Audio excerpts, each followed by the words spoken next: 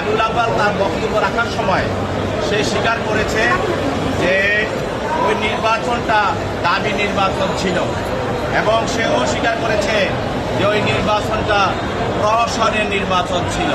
এটা সে স্বীকার করেছে এবং এই নির্বাচনের দায় সে সরকারের উপরে চাপিয়ে দেওয়ার চেষ্টা করেছে।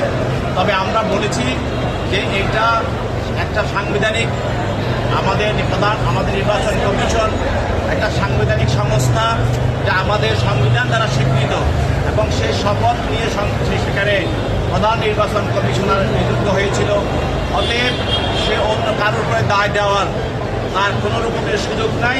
সমস্ত নির্বাচন বিষয়টাকে এই প্রহসনের নির্বাচনের দায় দায়িত্ব তাকে নিতে হবে এবং এই প্রহসন নির্বাচন করে সে এই নির্বাচনে টাকা আত্মসাৎ করেছে এবং সে ক্ষমতার অপব্যবহার করেছে এবং সে জনগণের সঙ্গে প্রতারণা করেছে এবং সে রাষ্ট্রদ্রোহীমূলক সংবিধান লঙ্ঘন করে রাষ্ট্রদ্রোহী কাজ করেছে এবং সে সরকারের সঙ্গে আঘাত করে প্রার্থী হাসিনাকে ক্ষমতায় টিকিয়ে রাখার জন্য সে অপরাধমূলক ষড়যন্ত্র করেছে।